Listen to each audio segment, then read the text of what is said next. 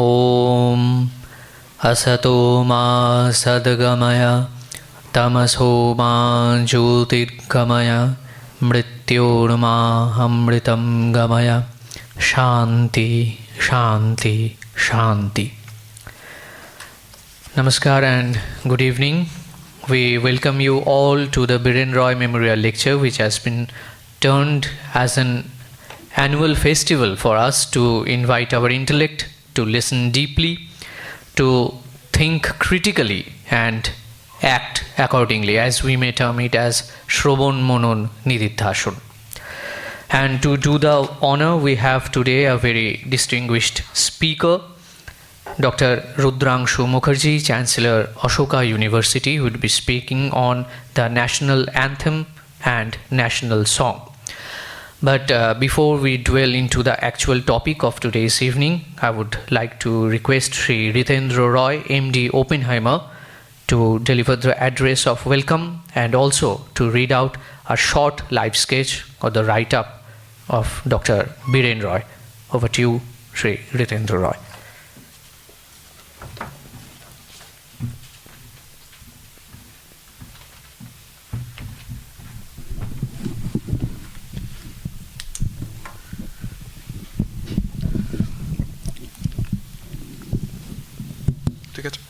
Okay. Welcome everybody to the Biren Memorial Lecture. This is the third year, by the grace of Swamiji, that I've had the pleasure of welcoming the distinguished guest for this memorial lecture. So first of all, my pranam to Swamiji, and then welcome to everybody here on the audience, as well as people listening in via Zoom.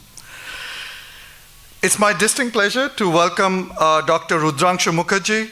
As we all know him, an acclaimed Indian historian, author, academic, who currently serves as the Chancellor and Professor of History at the Ashoka University. Today's topic, the national anthem and national song, is particularly relevant to the legacy of the late Biren Roy, and I will touch on that in a moment. Firstly, to me, it feels apt to host Professor Mukherjee, given the profound respect that I know he shares with the late Biren Roy of the deep history and cultural legacy of Bengal and India.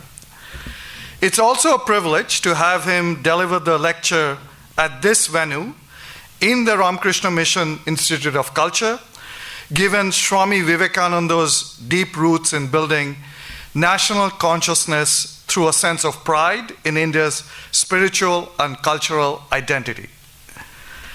So while we look forward to hearing Professor Mukherjee discuss the very heart of Indian identity, our national symbols, his talk, I know, will focus on two compositions, the national anthem and national song, the Jana Gana Mana and Vande Mataram, that evoke powerful emotions as well as sparks debate about history and our cultural identity. The national symbols themselves originate from a period in our struggle for independence and reflects shifts in our search for national identity. Of the national symbols, the display of the national flag internationally is very relevant to the legacy of Sri Biren Roy. So that's the topic that I'll kind of touch on, and the importance of the international display of the flag served as a signal to the world that India was a nation in waiting rather than a possession of the British Raj. I want to touch on some aspects of that history of the national flag in the context of both Dr. Mukherjee's lecture as well as Biren Roy's legacy. At the international level, Berlin in Germany provided one of the few arenas to fly the Indian flag. Back in 1907, Madam Bikaji Rustam Kama unfurled the Berlin Committee flag as India's flag at the Second International Socialist Congress. By choosing this international platform, the revolutionaries bypassed the British censorship, which prevented any such display anywhere under the British rule, as well as appealing directly to a global audience that India's sovereignty was not a gift to be granted by the British Raj, but a right already asserted by its people. This flag was designed by Hemchandra Kunugno. However, today we would not recognize the iconography of that flag, as it differs from the Tiranga, the tricolor that we proudly kind of display. The colors of the flag were green, gold, and red. It featured 8 lotuses on the top panel. It had the sun and the moon. And right in the middle panel were the words Vande Mataram in Devanagari script, the topic of today's lecture. By the time you come to 1923 in New York, at the Rockefeller-based International House, where we had the International Student Assembly, which was patterned after the League of Nations, and they host an Indian National Night. Again, the idea of kind of Indian symbolism comes at the forefront. The printed invitation for that event features an image of Hind Mata, so kind of Mother India, holding a flag. This time, it shares the same colors of the Berlin Committee flag, but the words Vande Mataram are no longer kind of displayed in kind of script in the middle of that flag. Again, for the young people in the audience, I don't see many, but this event essentially was the model UN of the day, significant because India was then the only non-self-governing nation included in the League. Coming back to kind of Biren Roy and the topic of kind of national symbol and the national flag, by 1936, Biren Roy had established the All Bengal Municipal Association and visited Germany as India's sole representative to the World Congress of Municipal Administrators in Berlin. Building on the 1907 legacy of Madame Kama of flying the Indian flag, Biren Roy became the first Indian to fly the tricolor, the Tiranga as we know it, as India's flag in Berlin when he unfurled the Indian National Congress flag for this international event. That flag uses the same saffron, white and green that we are familiar with, but had the chakra as opposed to the Ashokan symbol in the middle center of that flag. Again, this was an act very similarly was a milestone by hoisting the Congress tricolor at this official World Congress in front of a world gathering. Biren Roy effectively forced the international community to recognize the symbol of the Indian national movement with this flag over the colonial Union Jack. So I thought that aspect of Biren Roy's history was relevant kind of for the topic that will be addressed today. So I am personally really looking forward to hearing this lecture, and I believe we all are lucky to have a historian of Dr. Mukherjee's caliber to provide his insight and guide us through the history of the two national symbols, that is the national anthem and the national song, their meaning and their enduring relevance in modern India. With that, let me invite Dr. Mukherjee to the podium.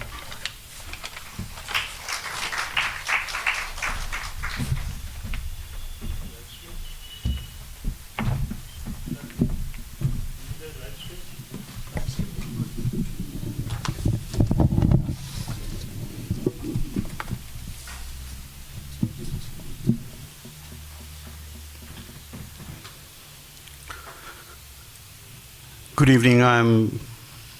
Needless to say, I'm very deeply honored to deliver the Dr. Biren Roy Memorial Lecture, and even more privileged that I can deliver this lecture at this particular venue. I actually remember as a child this building coming up way back in the early 1960s. So it is a rather emotional moment for me.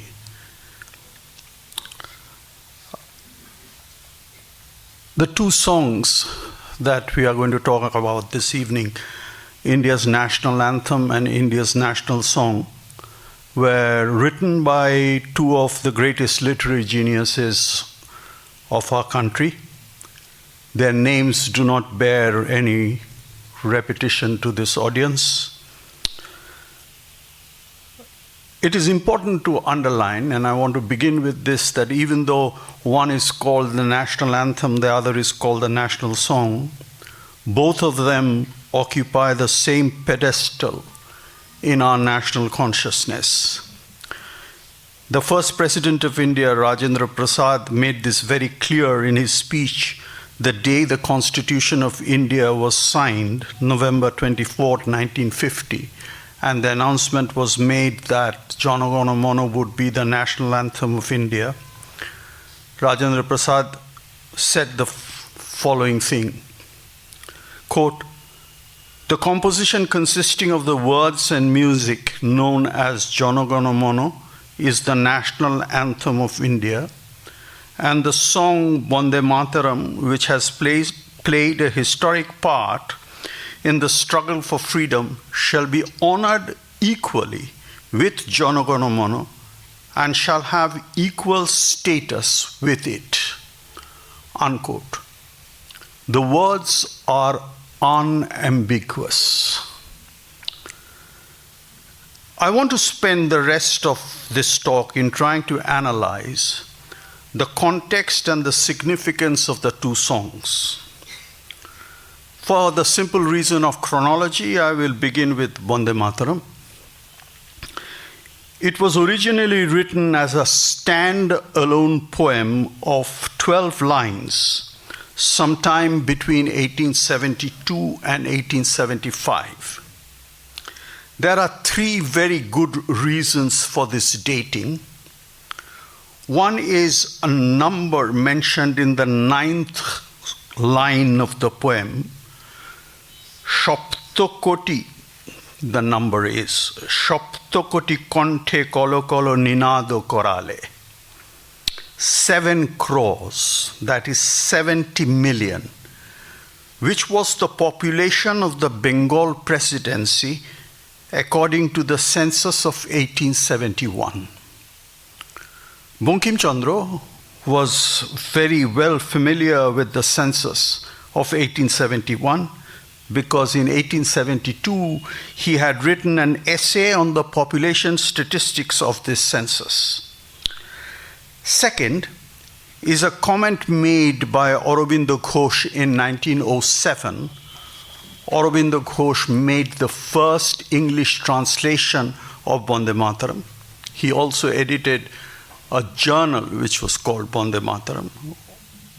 Aurobindo Ghosh wrote in 1907, mark the date, it was 32 years ago that Bankim wrote his great song, making it a very precise dating from 1907, 32 years ago.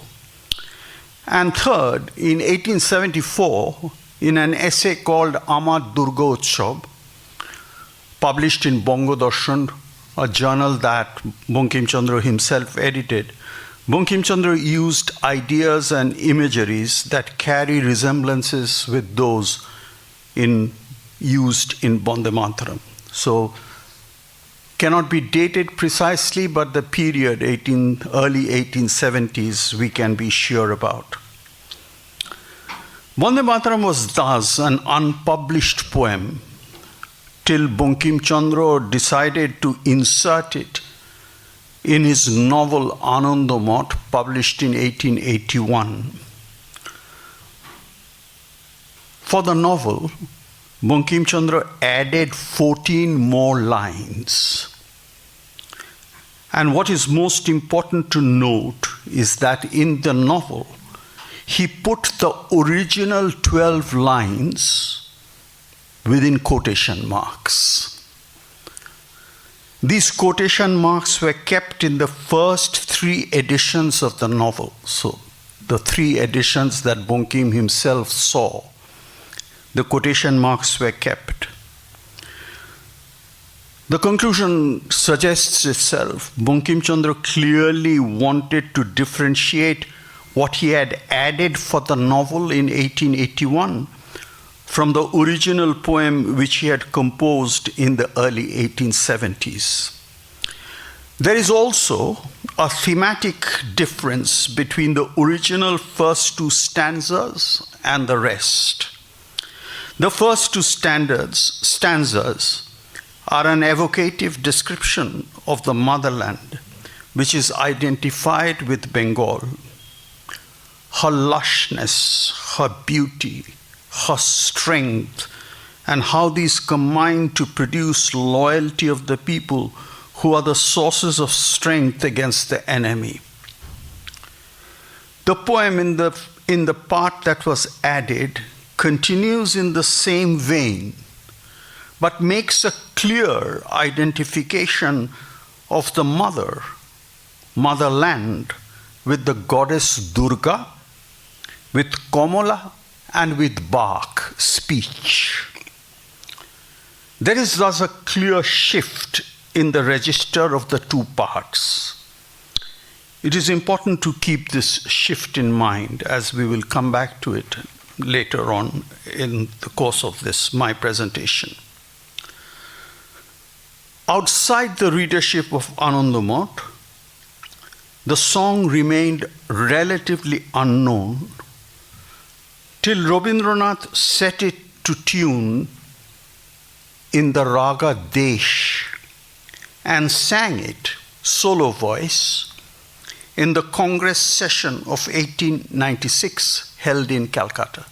This is the first public singing of Vande Mataram. Public. There is evidence that even before this public debut, Rabindranath had sung the song in the presence of Bankim Chandra and had won his approval. This must have been before 1894, which is the year of Bankim Chandra's death. It is also worth noting that Rabindranath set to tune and sang only the first part of the song, the first 12 lines. He made this explicit, Rabindranath made this explicit in a letter to Jawaharlal Nehru written in 1937, and I quote, "The privilege of originally setting its first two stanzas to the tune was mine when the author was still alive, and I was the first person to sing it before a gathering of the Calcutta Congress." Unquote. Vande Mataram acquired a dramatic salience in the protests that followed Curzon's decision to partition Bengal in 1905. The song became the theme song of the Swadeshi movement, and its first two words, Vande Mataram, the rallying cry of the movement. Many young men went to the gallows with those two words on their dying lips.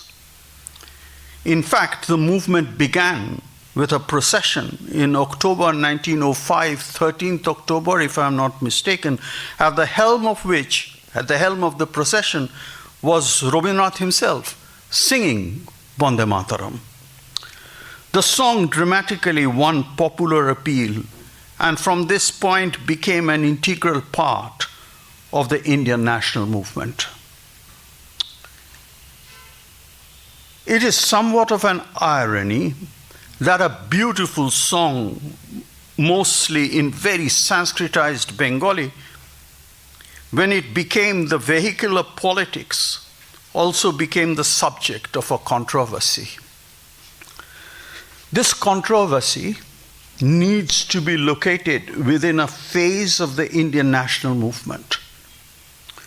From the early 1920s, the national movement under the Indian National Congress was trying to draw into its fold all Indians, irrespective of their religious beliefs. Indians are united against British rule. This was the essence of the ideological beliefs of the national movement, of all its streams, not just the one that was led by Gandhi. Against this momentum stood the Muslim League, which believed that the Congress-led national movement did not and could not represent the interests and the aspirations of the Muslims in India. The Government of India Act 1935, which permitted provincial elections, sharpened this polarity. The Congress wanted to retain and win Muslim support, and the Muslim League wanted all Muslims to be under its own separatist flag. It was in this context that certain sections of the Vande Mataram became controversial. Many Muslims believed that the later sections of the song, the sections that Bankim Chandra had added for Anandamot, were openly idolatrous and therefore unacceptable to the Muslims. I want to make a slight digression before I go into the details of this controversy and how it was resolved, because I want to emphasize that Bankim Chandra himself was not an advocate of idolatry. He wrote in 1874, around the same time that he composed the first two stanzas of Vande Mataram, and I quote Bankim Chandra, "Idolatry is anti-science. Wherever idolatry prevails, knowledge does not advance. Idolatry is against growth of the human self. It constrains man's mind and diminishes the growth, improvement, and development of human personality." Unquote. To return to the controversy, both Subhash Bose and Jawaharlal Nehru were admirers of the song Vande Mataram and the role it had played in the freedom movement. But they were seriously concerned in the specific context of 1937 that parts of the song could potentially alienate the Muslims. Bose and Nehru asked Rabindranath for guidance and advice. The latter's advice was clear. He had no problems with the first two stanzas of the song. He wrote to Nehru, I've already quoted a bit of that letter, but it's worth quoting the other parts as well. He wrote to Nehru, quote, "To me, the spirit of tenderness and devotion expressed in its first portion, the emphasis it gave to beautiful and beneficent aspects of our motherland made a special appeal. So much so that I found no difficulty in disassociating it from the rest of the poem and from those portions of the book of which it is a part, with all the sentiments of which, brought up as I was in the monotheistic ideals of my father, I could have no sympathy." Unquote. He went on to add, "I freely concede that the whole of Bankim's Vande Mataram poem, read together with its context, is liable to be interpreted in ways that might wound Muslim susceptibilities. But a national song, though derived from it, which has spontaneously come to consist only of the first two stanzas of the original poem, need not remind us every time of the whole of it, much less of the story with which it was accidentally associated. It has acquired a separate individuality and an inspiring significance of its own, in which I see nothing to offend any sect or community." Unquote. Rabindranath thus made a clear distinction between two parts of the song and recommended to Nehru and Bose that the first two stanzas should be sung without in any way endangering the unity of all Indians. The Congress Working Committee accepted this recommendation. Following the footsteps of Rabindranath's recommendation and the Congress Working Committee's decision, Rajendra Prasad in November 1950 announced, as quoted already, that Vande Mataram would be honored equally with Jana Gana Mana and would enjoy equal status with it. It is through this process and its identification with the Indian national movement that Vande Mataram became and remains India's national song. Turning to the national anthem, it is necessary to locate the context in which it was composed. As already mentioned, Rabindranath, since the 1890s, had been involved with the Congress sessions in Calcutta and had been at the forefront of the anti-partition movements in the city between 1905 and 1907. Moreover, in the 1880s and 1890s, he had also traveled extensively, mostly by boat, into the rural world of eastern Bengal and seen for himself the stark realities of the lives of common people and the indifference of the colonial state towards their suffering. What he saw, he depicted most memorably in the stories included in Golpaguchha.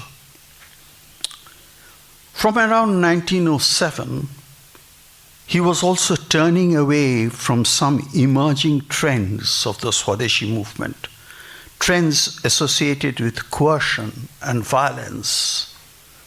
It was during this period of withdrawal that he wrote that famous song in 1910, to be precise, Jodi tor dak shune keu na ashe tobe ekla cholo re. But it is important to underline that this period of withdrawal did not in any way imply that he recanted from his anti-British views and sentiments. This period, in fact, was one of deep introspection and outstanding creativity. Jana Gana Mana was written in this period in 1911. The year 1911 is somewhat of a pivotal moment in the history of India and certainly in the history of Bengal. It marked, for many reasons it was pivotal.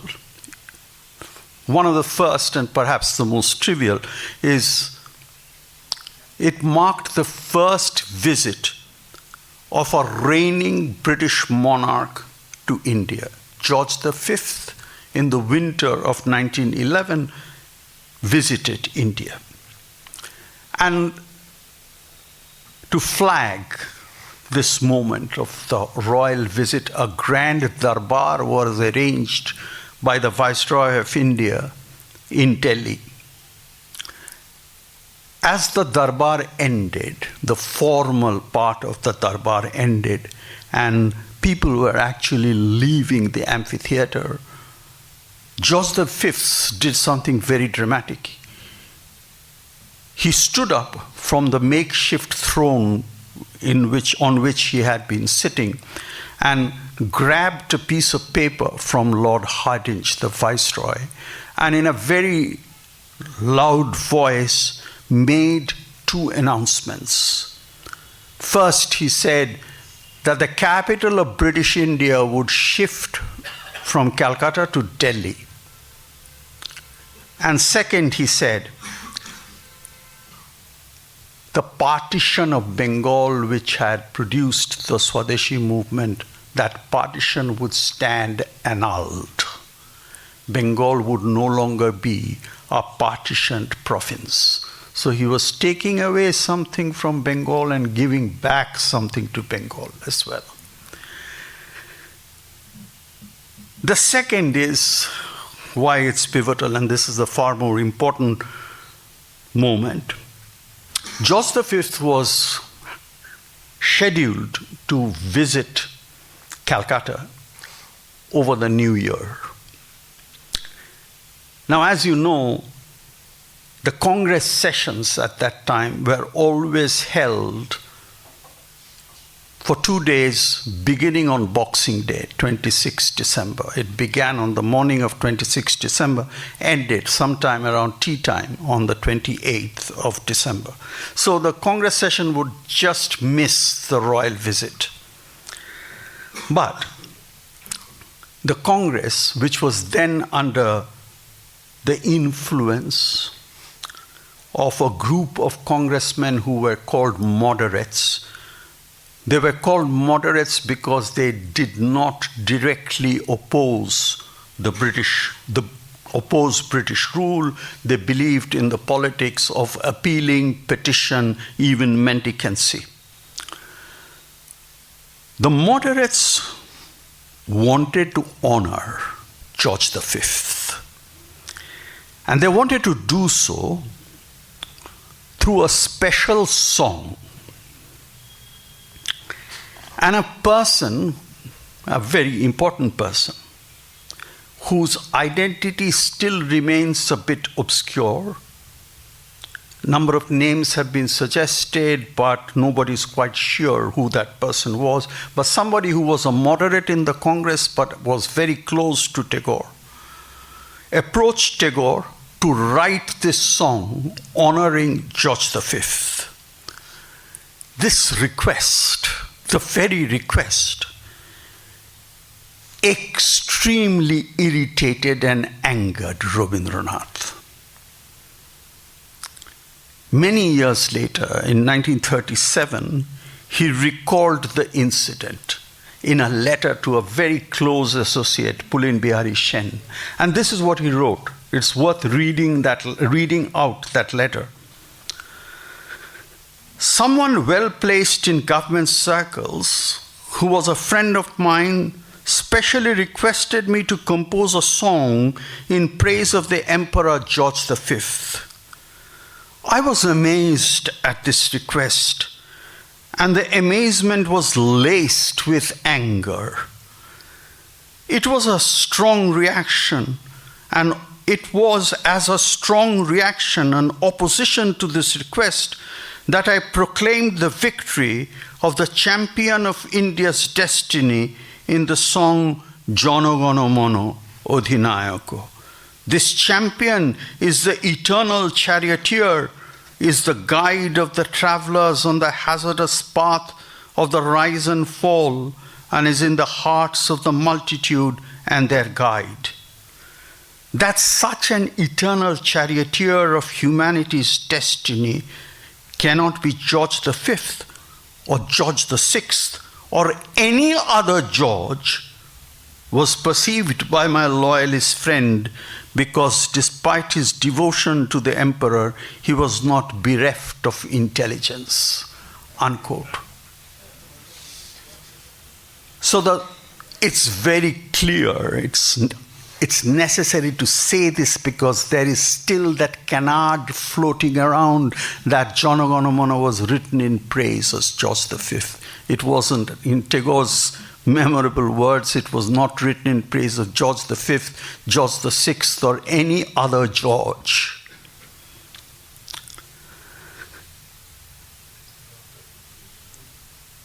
The second day of this, the first day of the Congress session, 1911, began as had become the standard practice from the 1890s with the singing of Bande Mataram.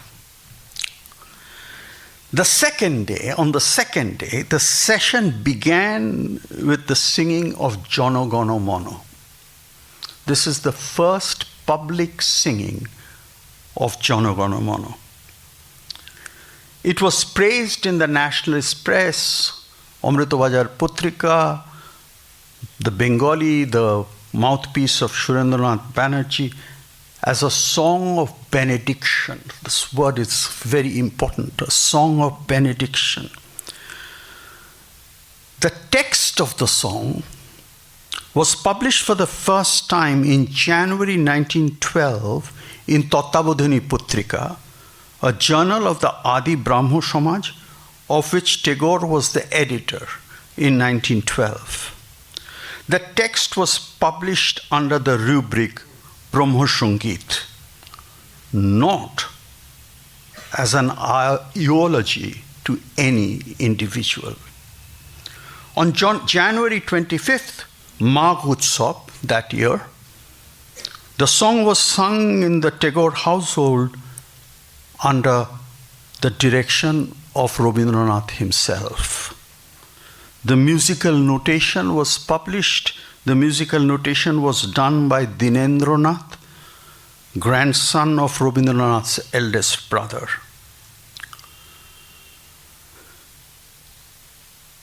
This song received a very different dimension. This is also a point which will become important a little later in the course of this talk.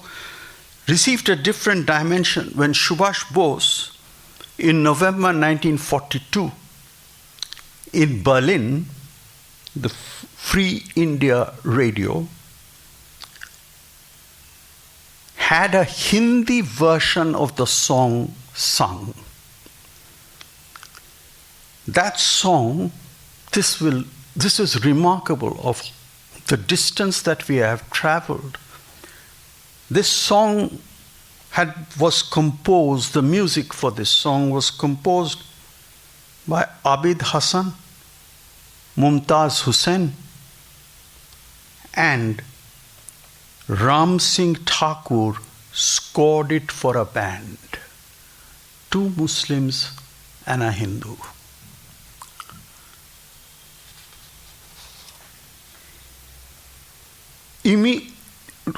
Bose, in fact, described when this song was sung as India's national anthem. First person to do so. Immediately after independence, it became a matter of some importance that India should have a national anthem. From various international fora, this demand was being made. Is India going to be represented by God Save the King, or do you have a song that you would recommend us to sing? Jawaharlal Nehru reported to the Constituent Assembly that this matter was acquiring some urgency, and there was, in fact, a request coming from the United Nations General Assembly. And it was decided pro tem that Jana Gana Mana would be played as the national anthem, but the formal decision of what would be India's national anthem could only be decided and would only be decided by the Constituent Assembly. And the day the Constitution was signed, 24th November 1950, Rajendra Prasad made the statement which I have already quoted. Once the signing of the Constitution was done, a member of the Constituent Assembly, Ananthasayam Iyengar, requested the assembled members should collectively sing Jana Gana Mana. This singing was led by Purnima Banerjee, one of the 15 women members of the Constituent Assembly. This is the formal debut of Jana Gana Mana as the national anthem. I want to move from there, the formalities that made Jana Gana Mana the national anthem, to the text of the song. First, what we sing as the national anthem is the first verse only, the first verse of a rather longish poem. And even that first verse, for reasons of protocol, is sung or has to be sung within 52 seconds. That first verse, which we all know by heart, having heard it so many times in so many different occasions, hails the dispenser of India's destiny, who is the captain of the minds of the people. It then describes the various regions of India and its natural phenomena. Over this entire expanse, the name of the dispenser of India's dispenser rises. Its blessings are prayed for, and its victory sung. The verse introduces the refrain, Joyo He, which is repeated at the end of every verse. There are 5 verses, as I said. The first verse makes it clear that this is the song for India and India's history and destiny. The second verse celebrates India's demographic and religious plurality. Every day, the song says, this message of tolerance and harmony is heard, and the people of all the faiths string a garland of love for Bharater Bhaggo Bidhata. The people are one and united. The third verse is about history, the difficult path traversed by the people over several epochs. Bhaggo Bidhata is now described as the eternal charioteer, guiding the people and during times of travail, raising their hopes with the sounds of conch shells. The charioteer shows the path. Continuing on this register of history, the song speaks of the periods of darkness when the country seemed to have lost its consciousness. But the dispenser of destiny was awake and steadfast. Thus, the compassionate and tender mother, the song affirms, acted as the savior during times of terror and fear. The last verse speaks of the end of the night. As the sun rises in the eastern hills, nurtured by the mother's compassion, sleeping India awakes with its head at her feet. In this final verse, there is a significant alteration in the refrain. All the previous verses had Bharato Bhaggo Bidhata, but here, Bharato Bhaggo Bidhata was preceded by the word Rajeshwar, King of Kings or King of Ishwar. This very, very bold summary, and I apologize for that, of the very rich and evocative words of the song, demand certain points to be highlighted. 1. Tagore's belief that there is some entity called Bharato Bhaggo Bidhata that commands India's destiny. This Bidhata's auspicious blessings enable India and Indians to navigate the passage of history. The song is an ode to that entity. Indians, to navigate the passage of history, this song is an ode to that entity. 2, the song is about the spirit of India, its unity in spite of the diversities. This harmony, Rabindranath says, is willed by the Bharato Bhaggo Bidhata. There is no doubt in the poet's mind about the oneness and the unity of India. 3, the word Rajeshwar in the final refrain, King of Kings or the King of Ishwar, demands some elaboration and explanation. 1 year before he wrote this song, Rabindranath wrote a play called Raja. it is conventionally translated into English. Rabindranath himself made the translation, King of the Dark Chamber, but Raja can also just be king. In the second scene of that, the play is very complex and layered. It's about a king who never appears on stage, no appearance at all. Even though his bewildered queen, the king's bewildered queen, Sudarshana, is pleading with him to show himself, but the king never appears. In the second scene, Rabindranath introduced a song sung by a very elderly member of the community who is identified in the dramatis personae as Thakurda. The song is, many of you know the song, Amra shobai raja amader ei rajar rajotte. We are all kings in the kingdom of our king. Where everyone is king, there is no need for a king. The king is within everybody.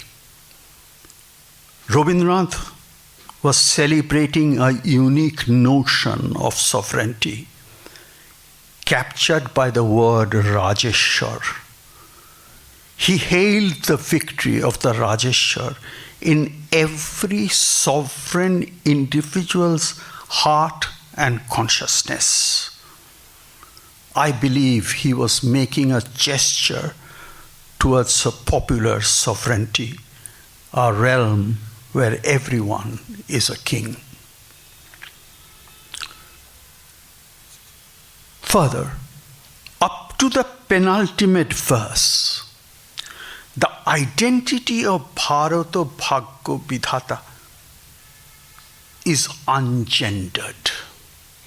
Though you might say that the use of the word Odhinayak and charioteer, Sharathi, suggests a male identity. But this uncertainty disappears in the penultimate verse, where the Vidhata is described as Snehomoyi Tumi Mata, tender and compassionate mother. The nation, the Vidhata, is being identified as the mother. The echo with Vande Mataram doesn't need to be emphasized here. And why Tagore was so moved by those first two stanzas of Vande Mataram. This is his tribute to Bankim, if you like. He's hailing the nation as the mother. It's important that Rabindranath is doing this because, immersed as he was in the Upanishads and trained as he had been by his father, he was not a believer in Ishwar with attributes. He was a believer in Nirakar Ishwar. But in this song, he is very definitely giving Vidhata an attribute or many attributes. This was not uncommon in this period when Rabindranath is writing, 1911. There's, of course, Vande Mataram. There are songs of D.L. Rai. Rabindranath's own song,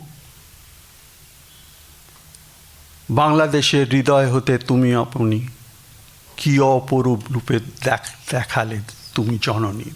Famous song. Many other songs Rabindranath is evoking the country as the mother. And of course, the most iconic representation of this is Abanindranath painting Bharat Mata. And finally, somebody just mentioned, I was coming to that, the last bit of that novel. Many think it is Rabindranath's greatest novel, certainly his longest. Greatest is a matter of opinion. Gora. So, pardon my summary of Gora. We meet Gora in the novel as a very strident young man, strident Hindu young man, deeply committed to service to the poor. And as he goes around the villages of Bengal, he notices their poverty, the neglect, and the exploitation they suffer because of the prevalence of the caste system. So he is having some doubts. And precisely at this period, his father falls ill. And his parents decide that Gora needs to be told about his birth. And they reveal to Gora the story of his birth. He is not the biological son of the person he considers to be his Baba and his Ma. He was born to an Irish couple in Etawah during the revolt of 1857. His father was killed by the rebels. His mother was heavily pregnant with the person we know as Gora, and she came through her outcast or lower caste maid to seek shelter to Anandamoyi, Gora's mother. Anandamoyi gave her shelter, and she died at childbirth. And from that moment, from Gora's birth, Anandamoyi brought up Gora as her son. Gora gets to know this. And the scales fall from his eyes. There is an in-between sequence, I'm not going to get into that, but the last part, Porishishto, Rabindranath calls it very significantly. Gora comes to Anandamoyi and he says, Ma,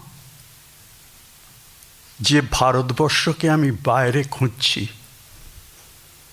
সে আমার ভেতরেই ছিল তুমিই আমার ভারতবর্ষ কেন তোমার মধ্যে জাত নিয়ে কোনো বিতর্ক নেই তুমিই আমার Bharatvarsha So here Rabindranath actually makes a mother into the very embodiment of India. It's a very evocative moment, and it is written in the same period, that period of outstanding creativity, as I called it, when Jana Gana Mana is also being composed. So there are various echoes and resonances. This is also the period when Rabindranath is writing that poem which all of us at some point of time we read and some of us know by heart, Bharat Tirtha, India as a pilgrim site.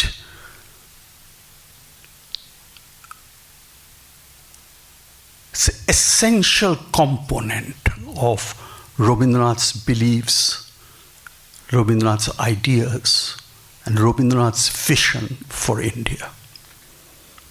Having said all that, I want to end with 3 points which you might find a bit dissonant.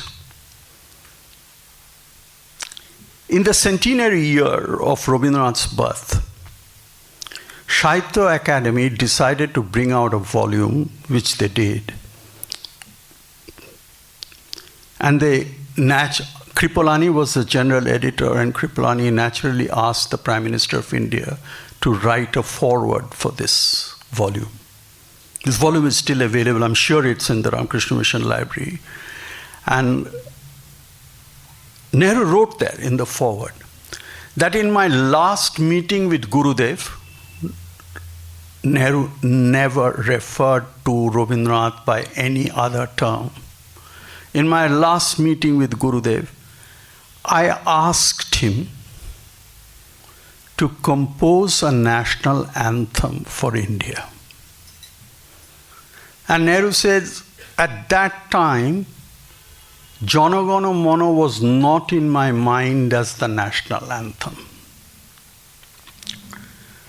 He said Gurudev partly agreed that he would write a new song as the national anthem. But he died soon after, so that promise was never fulfilled and never kept. I want to emphasize 2 points here with drawing from this incident. One is, Nehru did not consider in 39-40, which is when this meeting is taking place, that Jana Gana Mana was the apt song for the national anthem of India. Neither did Rabindranath. In which case, if Rabindranath had thought Jana Gana Mana was the right song, he would have said, use Jana Gana Mana as the national anthem. He didn't. He said he would he would think of writing another song. The other point is important. Nehru is already thinking of a national anthem in 1939-40. So he's confident, and I would like to borrow that phrase that he used, that India is a nation in waiting. Independence is no longer if, but when. And 2 years down the line, 42, Subhash Bose is thinking exactly the same. He is actually identifying Jana Gana Mana as the national anthem.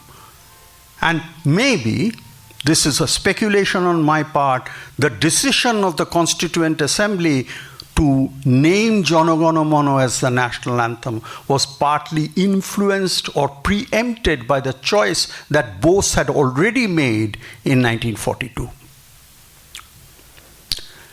The second, when this song is accepted as the national anthem, the great unity that is advocated, championed, celebrated, the unity of India in this song, has been ripped apart by the partition. That unity now seems like a lofty vision of a poet. In fact, the song mentions, as all of you probably know this, Sindh. Sindh is no longer a part of the nation that is claiming Jana Gana Mana as the national anthem. Maybe because the unity has been ripped apart, that the unity needed to be reiterated. And third, the Constitution of India, the same body that made Jana Gana Mana the national anthem, Vande Mataram the national song, when it signed the Constitution, the first line of the Constitution said, "We, the people of India, have resolved to give India a constitution." The very important point of agency. The people are choosing to give India a constitution. They are the agents of making the constitution.